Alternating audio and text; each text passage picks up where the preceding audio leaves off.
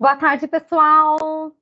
Tudo bem com vocês? Sejam muito bem-vindos e bem-vindas ao KBS Connection de hoje, nossa live com o tema Jornada do IPO. Queria me apresentar para vocês. Eu sou a Tuane, sou coordenadora de comunicação aqui da KPMG Business School. E antes de mais nada, antes de eu apresentar o Caio e tudo mais, eu queria fazer uma pergunta. Quem aí conhece essa frase? Amo muito tudo isso. Ou já falou para alguém assim: ai, você tem um sorriso Colgate.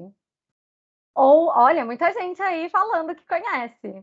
Ou então falou assim, completou, na verdade, a musiquinha. O tempo passa, o tempo voa, e a poupança Lamerindos continua numa boa. Vocês reconhecem? Então, sempre no começo das lives eu trago uma curiosidade diferente. E a curiosidade de hoje é que hoje é dia do publicitário. Então, se a gente conhece todas essas frases, é porque profissionais publicitários estão lá pensando em slogans diferentes para a gente. Eu sou jornalista, mas eu admiro muito o trabalho dos publicitários. A Grazi comentou aí que ela cantou essa musiquinha ontem, foi baseada em você, Grazi, que eu coloquei a musiquinha, que ficou icônica e é conhecida até hoje. E assim, para quem gosta desse assunto, tem um podcast do Washington Oliveto, que é um publicitário super famoso, que com certeza vocês conhecem, chamado WCast, que tem no Spotify, que eu recomendo muito para quem curte esse assunto, esse universo. Mas agora vamos para o IPO. Vamos ao que interessa, né? Eu sei que vocês estão aqui hoje para ouvir o Caio de Castro, nossa estrela do dia, falar sobre IPO. Ele é nosso sócio de Accounting Advisory Services. E eu queria fazer uma pergunta para ele. Você é da época da poupança Bamerindos? Já Sou eu. Acho que você entregando. se entregou, né, Tony? Quando você falou essa aí, você se entregou. Sim, a gente Bastante, vai. né? É verdade, E já pior conta que a você é idade. nova, então você deve ter pesquisado para falar isso, né? Não, eu sou dos anos 90 ali, eu era novinha, mas eu lembro, hein? Eu lembro Sei, da propaganda. sei. Tá bom. Vou fingir que acredito em você. Ó, vamos começar a aula, então. Qualquer coisa você me avisa aí, gente. Boa aula, vai ser ótimo. Tchau. Vamos lá, obrigado, Tony. Boa tarde, pessoal. Obrigado a todos pela presença. Vai ser difícil competir com a animação da Tuane, né? É difícil. Ela tem o dom de cativar vocês. Vou tentar manter a aula aqui o mais animado possível também, tá?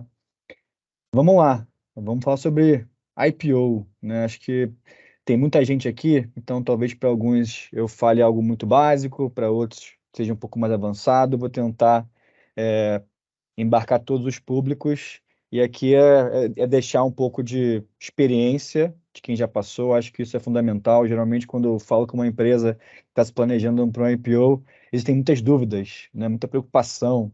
E às vezes o processo, quando ele acaba, as preocupações que existiam no início nem todas se concretizaram, tá? Então aqui eu quero trazer um pouquinho de lições aprendidas para vocês, para ajudar quem está passando por esse processo, ou quem pretende passar, né? Muitos profissionais da nossa área de finanças, né? Ou advogados, enfim, tem como meta pessoal, né? Participar por um projeto de IPO, por um processo de IPO. Isso eu acho que é bem legal. Eu, quando penso, né, até em carreira, né? Acho que é legal ter essa experiência, acho que agrega bastante. E também para quem consegue entrar no estágio inicial de uma empresa e ajuda ali o fundador de uma empresa desde o início a estruturar a companhia, né, e levar para a IPO, ou então que funda sua própria empresa, geralmente é o momento de realizar grande parte dos ganhos aí acumulados, né? Então, quem participa em programa de share-based payments, algo do tipo, é o momento da liquidez, tá? Então, vamos começar aqui. Eu queria tentar, me apresentando, né, acho que a Tony começou a falar, eu sou o Caio, eu trabalho na área de Account Advisory Services, eu basicamente apoio empresas com temas contábeis complexos, geralmente a parte contábil e financeira, ela é um dos gargalos no processo de IPO, né? Então eu imagino que muitos de vocês também trabalhem na área contábil e financeira, quem puder dar um joinha aí, ou bater palma para eu saber um pouco das áreas de cada um, acho que vai me ajudar também aqui a direcionar a conversa. Eu vi que o pessoal está se manifestando, então acho que tem muitos amigos contadores, economistas, administradores aí que se interessaram pelo tema, tá? Legal, pessoal. Então vamos lá. Primeiro, lembrete que esse material ele é da KPMG, então a gente não pode aí gravar, reproduzir. Eu não sei, depois a Tuane confirma se a gente vai mandar para vocês também esse material, mas enfim, quem depois quiser me procurar no LinkedIn, trocar alguma ideia, fiquem à vontade. No slide anterior estava o QR Code com o link. Vou ficar muito feliz em ajudar vocês e trocar a ideia, tá? Mas vamos começar aqui. Então, primeiro, eu queria falar sobre o básico, né? Então, vamos começar do começo.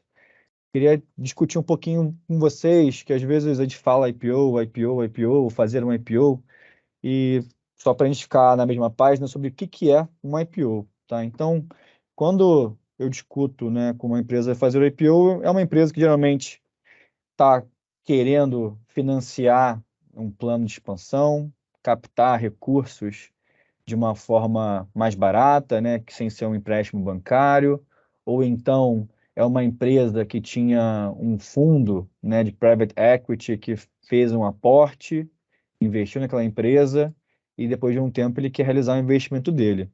Então, o IPO é o momento onde uma empresa vende as suas ações, né, para investidores e essas ações passam a ser negociadas em bolsa de valores. Então, a empresa deixa de ser uma empresa fechada e passa a ser uma empresa aberta, tá? Aí vocês imaginam, né? Uma empresa fechada geralmente tem um dono. E aí é muito fácil você falar em tomada de decisão quando a gente tem uma pessoa que está ali e passa por ela, ou um grupo de pessoas, um grupo de sócios que decidem, né, sobre todas as decisões administrativas, né, financeiras, operacionais que aquela companhia vai tomar. Uma vez que ela se torna uma companhia aberta, eu tenho o que a gente chama de minoritários. Então, nesse processo de IPO, acho que tentando trazer um pouco uma visão mais holística, que é o que que os reguladores, né, o que que o mercado espera? Que esses minoritários que nem sempre têm voz ativa nas decisões, não participam dos conselhos, né? Acho que aqui governança corporativa é um tema-chave que todo mundo deveria conhecer um pouco. E como parte do IPO é algo que as companhias vão precisar investir e dedicar bastante tempo. Quando a gente fala do IPO, é uma jornada de sair de uma empresa de dono para uma empresa que vai ter uma diretoria executiva atuando em nome dos acionistas. Esses acionistas podem estar mais presentes ou menos presentes. Então, eu posso ser um acionista que eu comprei o papel de uma empresa na B3, né? Então, eu tenho ali um objetivo de ganhar ter um ganho de capital porque as ações valorizaram, ou então ganhar dividendo. Então, eu tenho um pool, novos stakeholders, novas empresas interessadas na minha empresa, novas pessoas interessadas na minha empresa, nas informações que ela produz, tá? Então, o IPO é esse processo. Deixar de ser uma empresa fechada, me tornar uma empresa aberta, ter ações negociadas em bolsa. E aí eu tenho que, nessa jornada, cumprir com uma série de requerimentos, tanto para fazer o IPO, como para ser uma empresa aberta, tá bom? Então, geralmente, a primeira dica aqui que eu queria deixar para vocês é: vamos nos preocupar não só com a IPO, mas também com as atividades que são demandadas pelos reguladores no momento pós-IPO. Legal? E aqui são conceitos que parecem também ainda muito básicos, mas acho que é importante frisar que um IPO, uma oferta de ações, ela pode ter duas formas. Ela pode ser uma oferta primária, né? Uma oferta secundária, ou então uma combinação das duas. Então, pode ser três formas, na verdade, tá? O que que seria uma oferta primária? Então, imagina que eu tenho uma empresa, eu sou o único sócio, eu tenho 1 milhão de ações nessa empresa, eu vou fazer um IPO, vou colocar 25% dessa empresa, dessa participação societária, é, na mão de outros investidores, e eu vou fazer uma primária. Então, eu vou emitir novas ações, eu vou ser diluído, eu continuo tendo as minhas mesmas 1.000 ações ou 1 milhão de ações, mas eu vou ter novas ações em circulação. Então, eu faço a emissão de novos papéis. E esses papéis vão ficar na mão das pessoas que decidiram participar do IPO. Depois, isso vai para o mercado, enfim, e muda de mão e isso vai sendo transacionado na bolsa, tá? Então, a grande vantagem da oferta primária é que na emissão de ações, o dinheiro que entra no IPO, né? Então, lembre-se que é uma venda de ações. Então, a companhia está fazendo essa transação para receber recursos, esses recursos ficam no bolso da empresa, tá? Então, a empresa vai ter dinheiro em caixa para fazer uma aquisição, para investir fora do Brasil, né? Abrir uma nova operação, né? Então, tem inúmeras possibilidades para utilizar esse recurso, tá? Quando a gente fala de uma oferta secundária, é um pouquinho diferente. Vamos voltar para o mesmo exemplo. Caio tem 1 milhão de ações de uma empresa. Chegou um momento que eu preciso, para outros projetos, de recursos. Então, eu posso vender uma parte dessa empresa.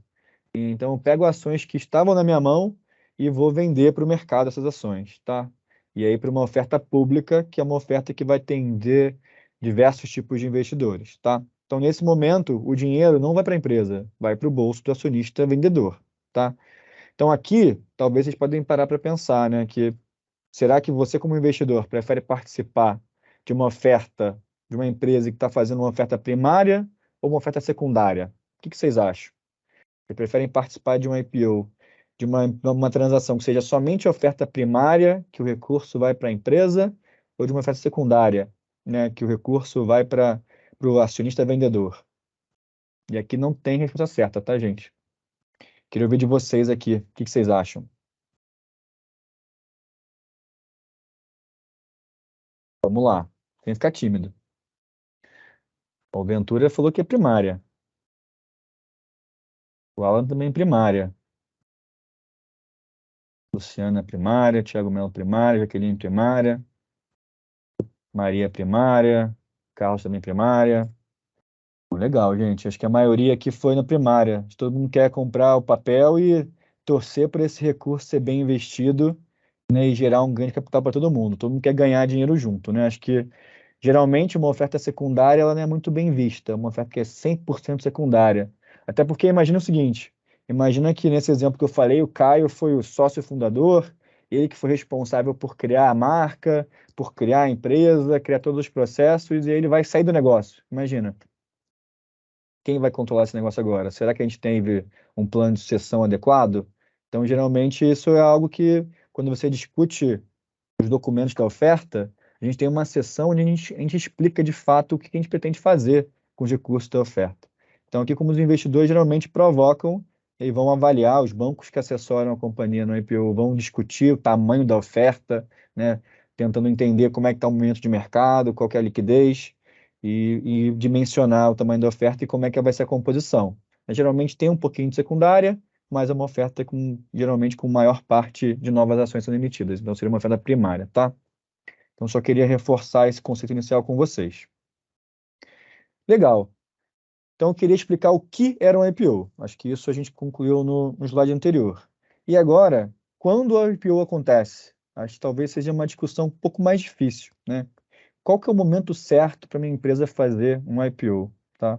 Então, aqui a gente tem um gráfico, a gente tem nossa prática de Deal Advisory que ajuda bastante as empresas a capturar recursos, né? A gente tem uma prática de Capital Advisory especificamente, e aqui a gente tem uma jornada. Geralmente uma empresa, ela começa com o capital do fundador, que a gente pode ver aqui embaixo, né? Então vamos seguindo uma historinha, né? O tamanho da empresa está embaixo, e aqui seria o tempo, né? O tempo vai passando, então eu começo com o fundador investindo seus recursos, depois ele pode obter recursos com a família, né? Family and Friends, né? Uma rodada inicial, ou então algum aporte de um fundo de venture capital, investidor anjo. Então ele vai crescendo e ele precisa de dinheiro para financiar esse crescimento, tá? Chega um momento onde, de fato, ele adquire novos sócios. O caminho mais usual seria esse, ter um private equity que entra e participa dessa empresa para alavancar, né, a tese a estratégia daquela empresa, tá? A companhia acaba buscando empréstimos bancários, emissão de debêntures, e em algum momento ela vai querer rebalancear o seu nível de alavancagem, né, a relação entre o que tem de patrimônio e o que tem de dívida. E geralmente esse é o momento para você fazer um IPO, seja no Brasil ou seja fora, né? Então a gente pode falar de um B3 IPO, que seria no Brasil, ou de um US IPO, um IPO geralmente são os dois caminhos que as empresas brasileiras mais seguem, né? Fazer um IPO no Brasil ou nos Estados Unidos, tá? Em alguns momentos, a gente tem cenários de alta liquidez, né, onde a taxa de juros está muito baixa e os fundos globais têm muito recurso em caixa e esse processo ele se antecipa, tá? Então a gente viu bastante isso em 2020 e 2021, né? 22, 23, de fato, a gente teve um aumento da taxa de juros, uma questão talvez política que impactou, né, o mercado. A gente torce para a situação normalizar, mas a gente teve um boom de IPOs bem grande em 2021 por conta desse cenário de taxa de juros baixa e muito recurso em caixa dos grandes fundos, tá? E por último, depois que você faz o IPO, começa a rotina de crescer cada vez mais, né? Então é comum também a gente usar o termo, né, follow-on, que é uma oferta subsequente para uma empresa que já é aberta, tá? Então, aqui não tem muita regra do quando acontece. O caminho normal para você demandar um IPO é você necessitar de caixa e necessitar de um balanceamento entre a sua relação de como você financia seu negócio, né? Essa relação de patrimônio e dívida, tá? Legal. Vamos avançar aqui, gente, pensando um pouquinho agora em vantagens e desvantagens para fazer um IPO, né? Entendendo qual que é a motivação principal, que é financiar o seu negócio, o que mais tem de vantagem e desvantagem para uma empresa que pretende fazer um IPO, pretende embarcar nessa jornada, tá? E fiquem à vontade aí para fazer perguntas no chat, estou à disposição aqui para tentar tratar elas, tá bom, gente? Então vamos lá. Quando a gente pensa em vantagem, a primeira vantagem que eu enxergo, e eu realmente acho que pessoas movem organizações, né? No final tem pessoas por trás de tudo, eu diria que é a questão de atração e retenção de funcionários, né? Então é muito comum a gente ter programas que tentam manter incentivos de longo prazo para a equipe, para os talentos ficarem na companhia, né? Ou então até o simples fato da empresa ser uma empresa aberta traz mais visibilidade e os jovens talentos buscam aquelas empresas para trabalhar, tá? Então acho que é um fator muito importante levar em consideração, né, a amplitude da sua marca e o papel que ela tem para atrair e reter a força de trabalho, tá bom? Então essa é uma vantagem importante para a empresa que decide fazer um IPO, como tem isso como parte do seu plano estratégico. O segundo ponto é a saída de um investidor, né? Então, imagina que você tem uma sociedade que não está tão bem, então um dos sócios quer sair. Então, teriam dois caminhos naturais: você arrumar um outro sócio que queira comprar essa participação, ou um dos sócios compra a participação do outro sócio, ou então você oferece essa parcela desse sócio para o mercado, tá? Então, a gente sempre fala que é uma estratégia de saída, geralmente para fundos de private equity, tá? Então, essa é uma das vantagens de fazer um IPO, é conseguir pagar a conta desse sócio, né? Com recursos que vêm do mercado, tá? Então, aqui a gente estaria falando de uma oferta secundária, tá bom? Como eu comentei no início, né, o processo de IPO ele envolve o compliance com uma série de novas regras, né? Então, a gente tem na B3, por exemplo, os segmentos de listagem. Talvez você já tenha ouvido falar sobre isso, né? Tem o Bovespa+, nível 1, nível 2, novo mercado.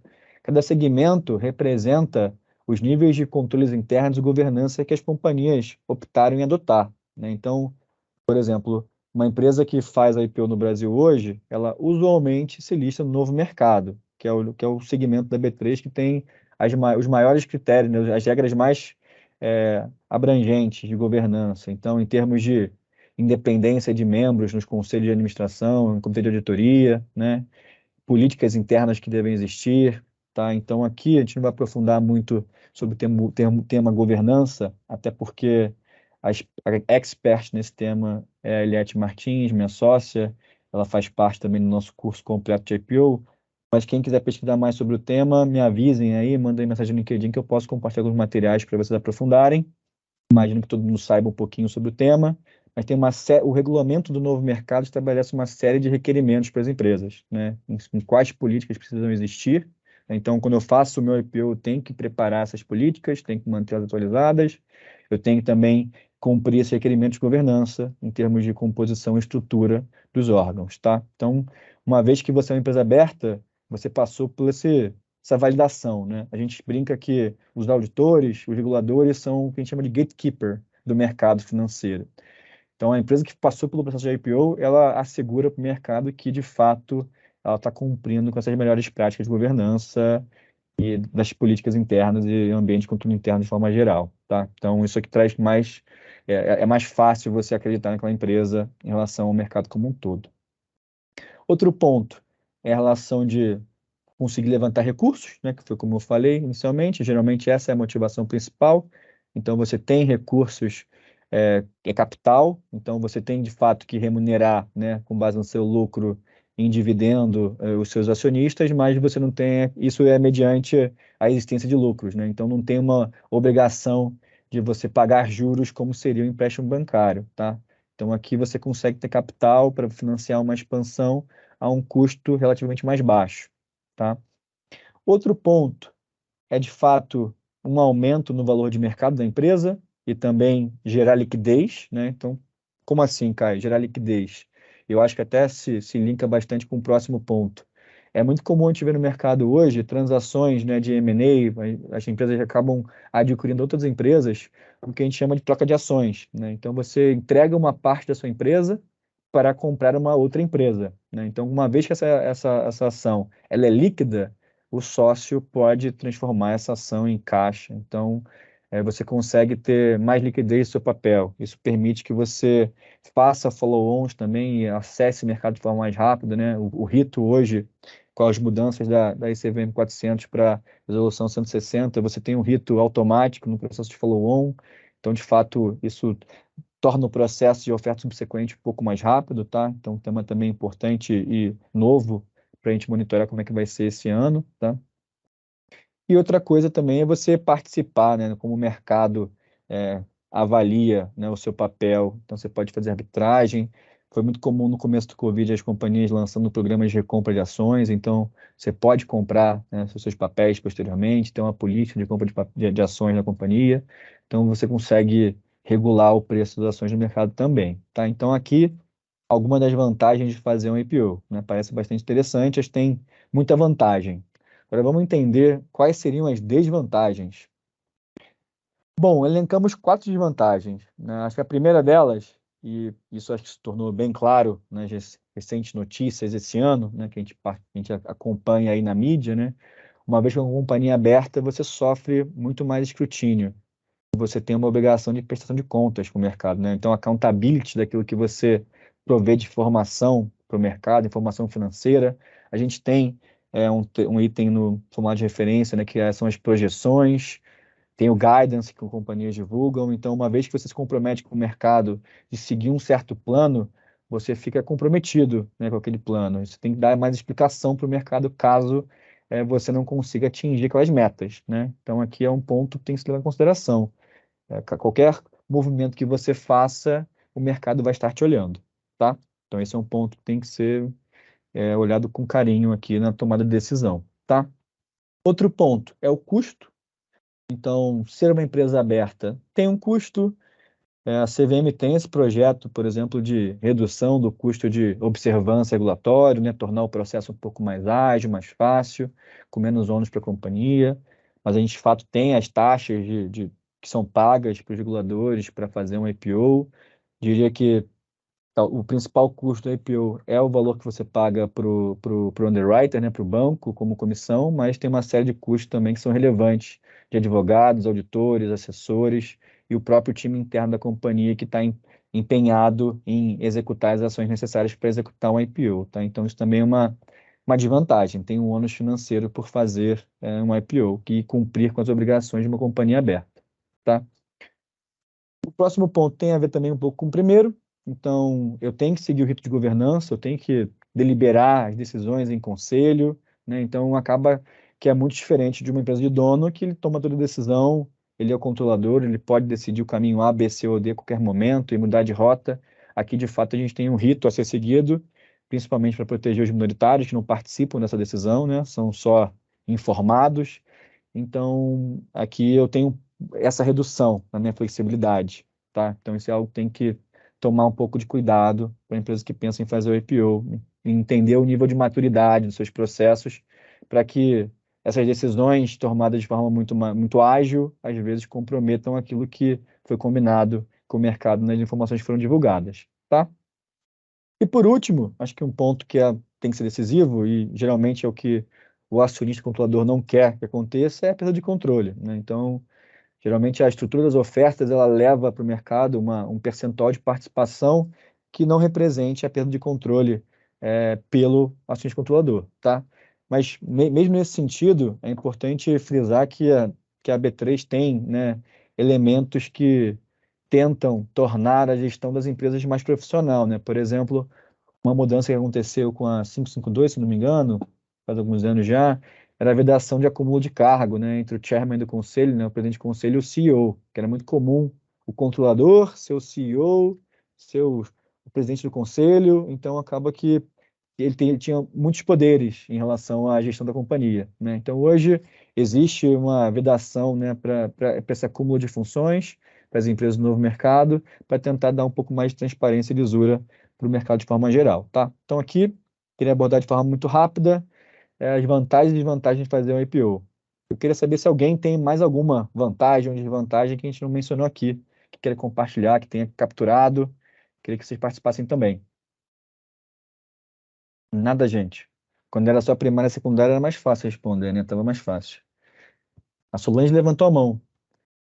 A gente consegue liberar, Tuane, acho para Solange comentar? Ponto dela? Oi, agora estou te ouvindo. Oi. Tudo Ah, bom? tá. Cara, tudo bem, e você? Tudo ótimo. Então, além dessas desvantagens que você está mencionando, né, que seria a flexibilidade, esse ponto de flexibilidade reduzida de tomada de decisão, o que eu gostaria de saber, assim, você acha que a parte contábil na abertura do IPO, ela tem menos controle dos processos depois da abertura? Não, ótima pergunta, Solange. Então, vou só para todo mundo ficar na mesma página. A pergunta é se a parte contábil, né, se a área contábil ela teria menos controles, né, após a abertura, né? Vamos debater um pouco esse tema. Aí eu vi que também o time comentou no chat, depois eu trago os pontos do chat.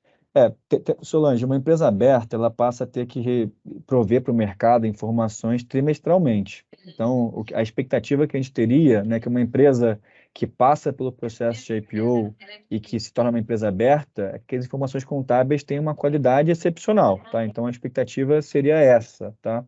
Por exemplo, quando você indica para o seu auditor externo que você quer fazer um IPO, o primeiro processo que acontece é ele reduzir o que a gente chama de materialidade, tá? Então, isso vai resultar no incremento de todos os testes que ele executou, inclusive para o passado. Então, é o que a gente fala que tem uma reauditoria do passado. Então, tem inúmeras validações adicionais que são feitas nesse processo. Também, quando a gente emite uma MDF para fins de IPO, ela passa por um escrutínio adicional do time, né, dos auditores fora do Brasil para validar essa operação. Então, a expectativa que eu teria, pensando na contabilidade no contexto de um IPO, é que o escrutínio ele seja aumentado e ela tenha uma qualidade muito melhor do que uma companhia fechada, que às vezes a contabilidade serve para pagar imposto, né? Então, se eu pudesse fazer uma separação aqui entre estágio de maturidade e contabilidade, eu diria que uma empresa, no momento do estágio inicial, ela não olha a contabilidade, ela olha os números gerenciais, ela se preocupa em ter a informação contábil para cumprir obrigações acessórias, né? Então, eu tenho ali a contabilidade seguindo muitas vezes a prática fiscal.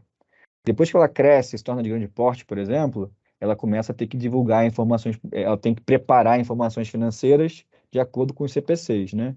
Talvez um pouquinho antes ela já se preocupe com isso, já se preocupe em ser auditada, e aí ela começa a preparar informações financeiras com base nos CPCs. A gente tem o CPC PME, que é para pequenas e médias empresas, e o CPC Full, que é um conjunto de normas que elas têm que observar para, enfim, conseguir ter uma demonstração financeira auditada.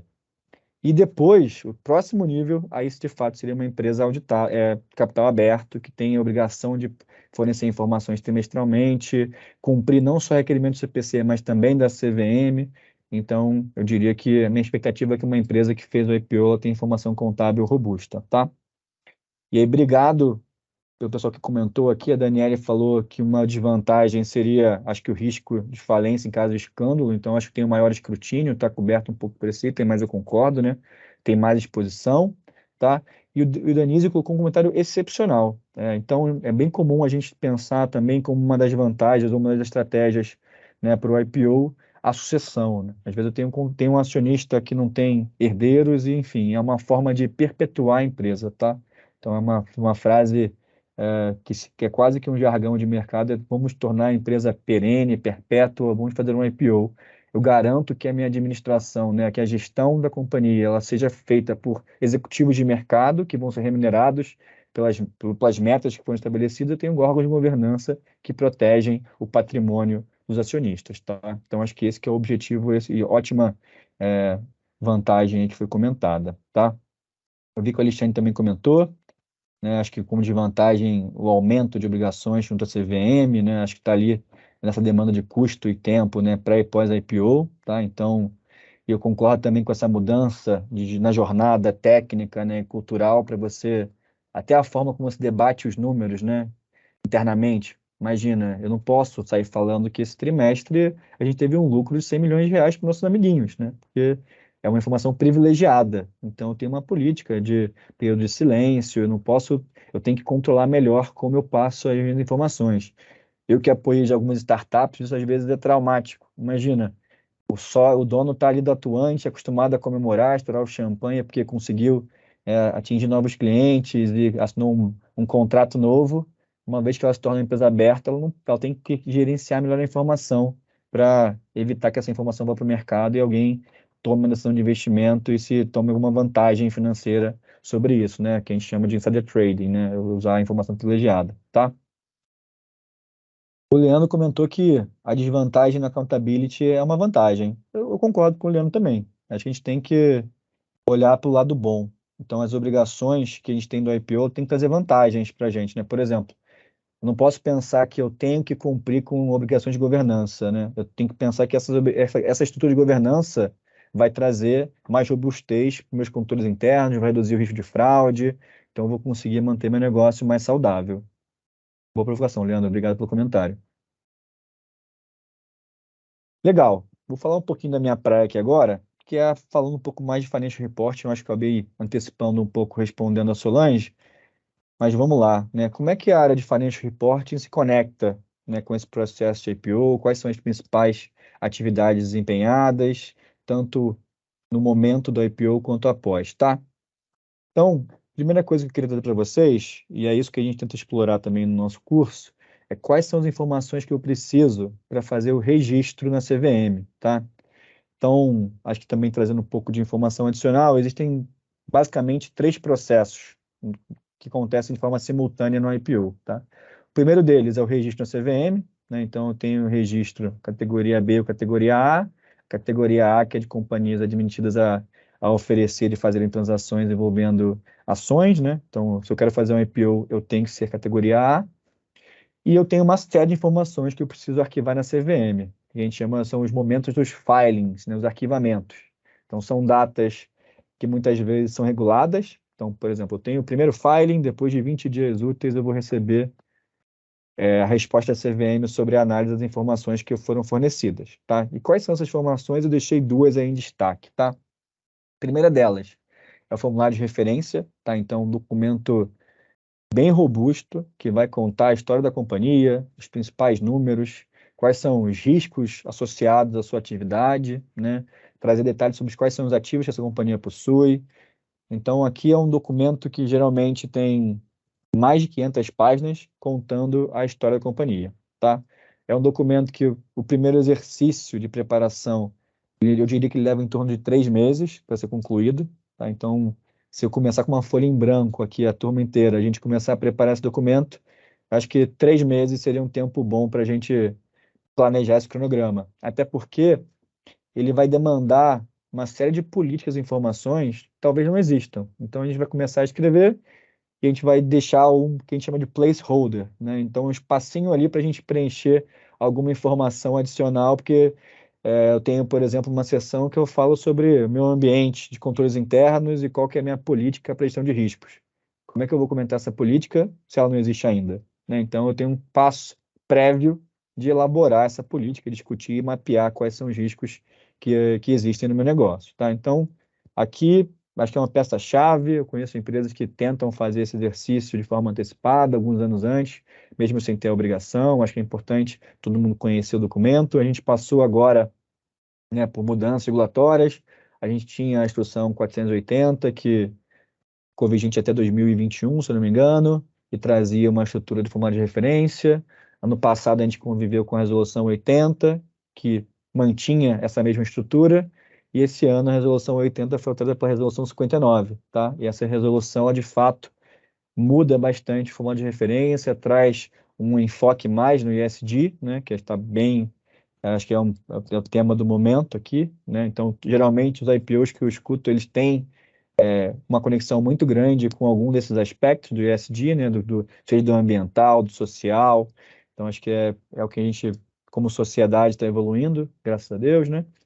Então, é um item importante que a área de Financial Reporting vai ser responsável, principalmente, por preparar algumas seções desse documento, tá? A seção que eu diria que dá mais trabalho é o que a gente chama de MD&A, que é o Management Discussion Analysis, ou então comentários dos diretores. Se eu não me engano, agora é a seção 3, antes era a seção 10, tá? Então é uma seção onde a empresa que pretende fazer o IPO, ela explica linha a linha do seu balanço, da sua DRE, da sua DFC, sobre quais foram as variações que aconteceram. Então, de fato, a gente traz o demonstrativo e explica, né, por que a receita aumentou de um ano para o outro. Então, você tem que explicar linha a linha quais foram os principais efeitos que aconteceram no ano. Então, aqui demanda um conhecimento profundo do negócio, geralmente uma discussão com algumas áreas financeiras da companhia, né, não só o contábil, mas o financeiro, a tesouraria, para explicar um pouco do FC. Também tem alguns itens que você explica sobre as principais linhas de crédito, tá? Então, é uma sessão bastante robusta e que demanda aí, talvez, era foco da área contábil financeira, né? A gente também tem o que a gente chama de non-GAAP measures, que são as medidas não contábeis, né? Non-GAPs, como o EBITDA, né? Então, o índice de endividamento, dívida líquida, são indicadores financeiros que as empresas divulgam no formato de referência e servem para o investidor avaliar a performance, comparar com pares, né? Entender melhor os números, uma visão mais objetiva, tá? Então, aqui a companhia divulga o indicador, como ele foi construído. A gente também tem uma instrução específica sobre como calcular, né, o EBITDA 527. Então, aqui, comum empresas quererem alterar alguns itens. Diria que num processo de IPO na SEC, isso é um ponto de atenção, tá? A SEC tem um tema que a gente chama de Tailor Accounting. Então, quando a gente tenta criar uma contabilidade diferente do GAAP original, ajustando essas non-GAAP measures, tá? Então, falando de referência aqui, eu podia falar com vocês durante algumas horas, tá? E o outro item são os DFs, tá? Então, eu queria só deixar claro aqui que para DF a gente precisa endereçar, né, pensando em CVM, as obrigações que a CVM estabelece e também os CPCs aplicáveis para companhias de capital aberto. Então, natural que tenha que existir um exercício de refazimento de DFs por conta de inclusão de DVA, por exemplo, né, informação por segmento, lucro por ação, são normas aplicáveis somente para empresas de capital aberto, tá? Então, imagino que a maior parte das empresas de capital fechado não tem essa divulgação hoje, então, uma vez que você pretende fazer um IPO, as DFs precisam ser revisadas para a inclusão dessas notas aplicativas e também para, de uma forma geral, você melhorar a qualidade do documento, tá? Então, eu diria que são as duas grandes entregas da área de Financial Reporting no contexto do IPO. Outro tema que eu diria que é fundamental, e acho que se conecta com o que está em discussão hoje no mercado, é a companhia, de fato, fazer uma avaliação profunda dos sistemas contábeis, tá? Então, por exemplo, para a CVM, impairment sempre é um tema em atenção. Para a SEC, né, um IPO fora, como a receita é reconhecida, né, na aplicação do IFRS 15, por exemplo, é um tema que ela discute bastante, é hot topic na visão da SEC. Pensando em programas de pagamento baseado em ação, né, tanto a CVM quanto a SEC costumam questionar bastante esses programas, como quais são os segmentos, né? Então, formação por segmento, divulgação nova, a gente tem uma norma específica sobre isso. Então, aqui, acho que é difícil a gente conseguir imaginar um IPO sem que a companhia percorra essa norma e formalize a sua avaliação sobre quais são os seus segmentos operacionais, tá? Então, aqui a gente, geralmente, um IPO que a gente se envolve, a gente diria que não existe IPO sem que exista um documento formal com a avaliação da companhia estabelecendo os seus segmentos. E eu trouxe aqui um risco sacado, reverse factoring, acho que esses temas para as companhias de capital aberto, elas, uma vez que apareça, né, existe um ofício da CVM anual com os principais tópicos que a CVM olha, esse é um deles. Então, acho que é outro tema que as companhias precisam documentar e com a sua avaliação técnica também. E geralmente uma área de Technical Accounting, Financial Reporting, que cuida dessa avaliação. Tá legal? Beleza. Falando um pouquinho do pós-IPO, tá? Só para trazer um pouco das obrigações que vão existir uma vez que eu consiga concluir com sucesso a minha oferta. Então, o cronograma ele fica animado, ó. Então, em março, né, até 31 de março, eu tenho a obrigação de publicar minhas DFs anuais, né, eu deixei o foco em amarelo para aqueles itens que são da área de Financial Report, tá? Não que a gente que não participe das demais obrigações. Mas então, em março, a DF anual, em maio, eu tenho o formulário de referência e o ITR de março, em agosto, eu tenho o prazo do ITR de junho, em novembro, o prazo do ITR de setembro. Então, de fato, a sensação é que você termina o ITR e já está começando o outro, né? Então, é uma obrigação constante. Sem contar as informações também. Aqui eu trouxe só as periódicas, tá? Isso aqui tem data, limite, já está estabelecido, tenho que divulgar. Eu também tenho uma série de informações que eu divulgo de forma eventual, né? Por exemplo, se eu tive alguma situação que se enquadra como um fato relevante, eu tenho que fazer a divulgação de um fato relevante. Então, a CVM também traz uma série de obrigações que são eventuais para a ocorrência de algum evento que esteja ali previsto na norma, tá? Então, aqui a gente vai ter uma rotina bastante animada, e aí eu diria que tornar o seu time, né, contábil mais robusto, trazer pessoas para cuidarem dessas demandas é uma das atividades na preparação do IPO. Então, quando a gente pensa no time do IPO, né, a gente vai ter a área contábil, que eu comentei, a gente tem, né, a área jurídica participa bastante, né? A gente tem, obrigatoriamente, no IPO, que ter a participação de pelo menos 4 escritórios, né? Então, 2 assessorando a empresa e 2 assessorando os bancos que a empresa contratou para fazer a oferta. Então, a área jurídica vai ser muito demandada e vai gerenciar essa relação com os advogados, né? A gente vai ter que ter uma área de RI, né? Então, a função do RI tem que ser estabelecida. Pode ser que o CFO acumule o cargo de diretor de RI estatutário ou que tenha uma área de suporte para algumas pessoas. Essa área vai atuar como porta-voz da companhia, né? Eu posso ter, de fato, a área de FP&A envolvida nas projeções, como é que eu discuto os números, faço uma modelagem com os bancos mais quantitativa, né? E também uma apresentação para os investidores qualitativa, né? A gente tem um processo que a gente chama de roadshow, que a companhia vai ao mercado para apresentar seus números, sua tese de investimento. Então, aqui é só um pouquinho da história, tá, gente? Para a gente ter um entendimento, uma visão mais macro da jornada.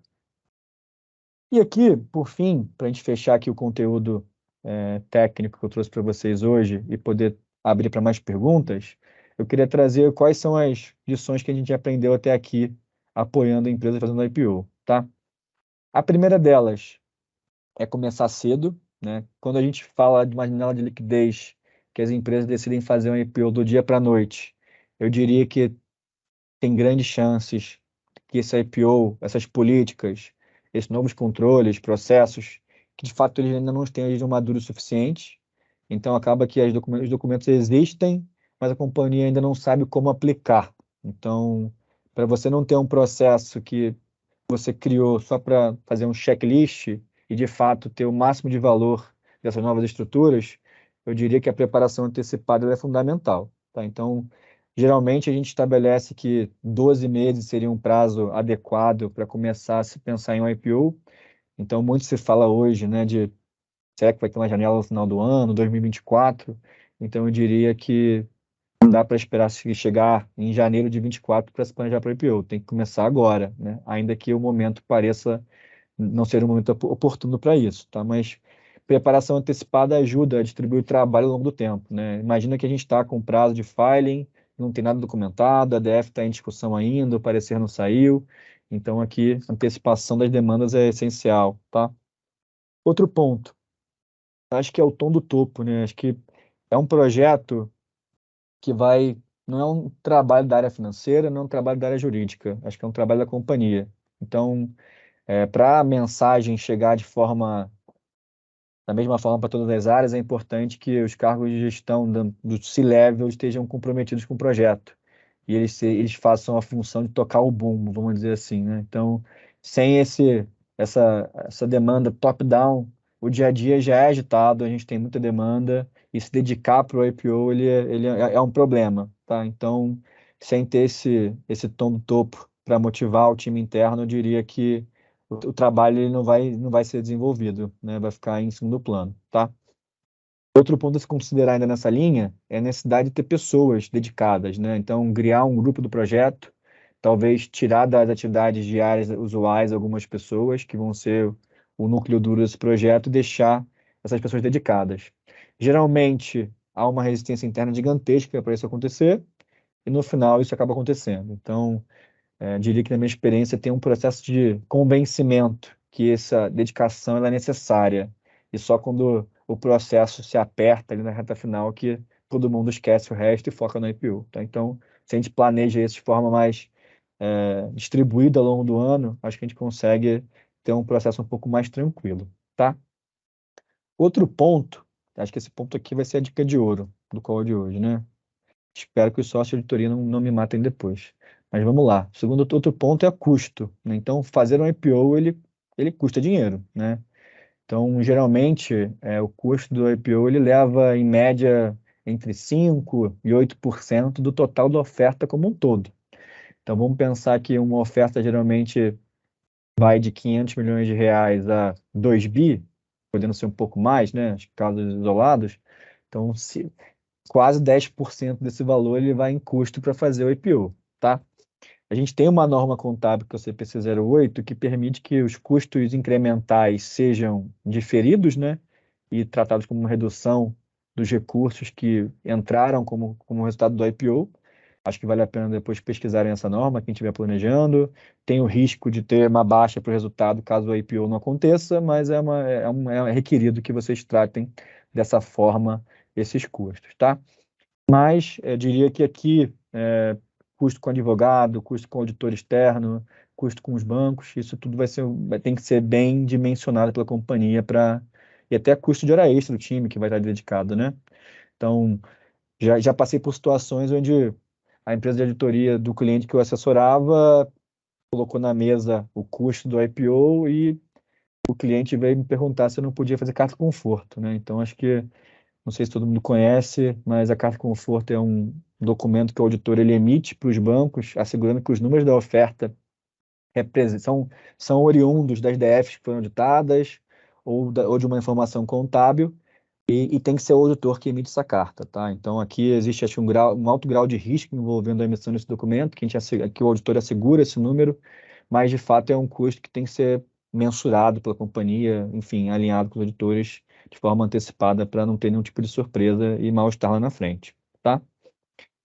Aqui, o próximo ponto, né? Acho que se a gente tem uma visão que o IPO tem uma série de burocracias que eu tenho que cumprir, a gente vai ter muito risco em ser uma companhia aberta. Então, eu diria que a gente tem que olhar essas necessidades regulatórias, demandas regulatórias, como uma oportunidade, né? Algo que vai agregar valor.